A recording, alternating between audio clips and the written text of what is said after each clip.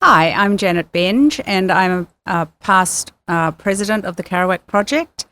And I first got involved with the Kerouac House about 20 years ago. I was a full-time writer, and so was my husband. And so it is a bit of a lonely road, sitting at home writing. Before that was kind of the thing a lot of people were doing.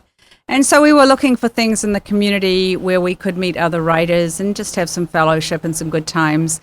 And someone told us about the Kerouac House. So we came to one of their events and we just fell in love with it. We walked in, it was very welcoming. It was full of people of different ages and stages in their writing. There was just a real optimism and a vibrancy about the community here. And so we jumped right in, and before I knew it, I was the secretary. But we just really enjoyed going to workshops here and particularly meeting the residents. We had residents from many parts of the world. We had someone from Russia. We're from New Zealand. We had a New Zealand person. We've had, lots of different cross-cultural experiences here. And so I became the president. I was the president for about 10 years. And during that time, we hosted 4 international or national residents a year.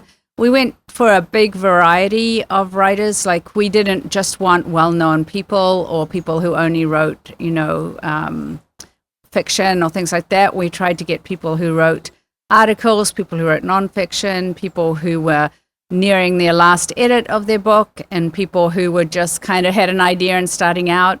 And so we brought them here for 3 months, and we just basically gave them the house and said, hey, get inspired and do what you can here. And people just ran with it. We had so many wonderful stories. We've had quite a few books been published in the last few years as a result of the time here. We've had a couple of people who I remember discovered they weren't writers, and that's a good outcome too. It's not easy, but people appreciate the peacefulness of it. They appreciate being around the kind of essence of Jack Kerouac. A lot of them read Jack Kerouac books while they're here and just spend time in the backyard where he was or in his back room, and they seem to derive a lot of inspiration from that. So it's been a really positive experience. We have a lovely neighborhood here. We have a lot of support from our neighbors, and there's a lot of goodwill goes into this place. Everybody's a volunteer, and we've had some fantastic work days and people really putting themselves out to keep this house going. But this is an old house. It's 100 years old, and it was not built to be permanent. It was one of these houses that was kind of put up very quickly and not supposed to last this long. So it's past its due date, and it needs a lot of work. And, if you've ever done a renovation, once you start, you open up a wall or the back of the plumbing somewhere, and you're like, okay, let's go.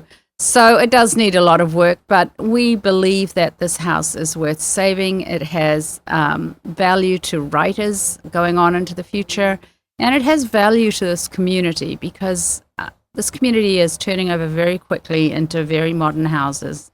And I would think within the next 20 years, this will be one of very, very few original houses.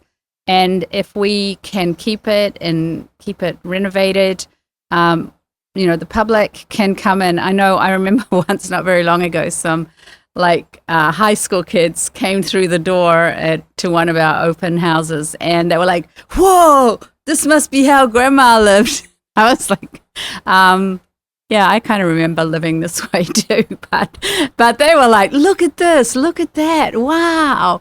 And it just made me realize that within 20 to 30 years, this house is going to go from being a minority in the neighborhood to being absolutely unique. And the fact that it is a 501c3, that it is, publicly held for all of us, I think is going to become increasingly important as time goes by.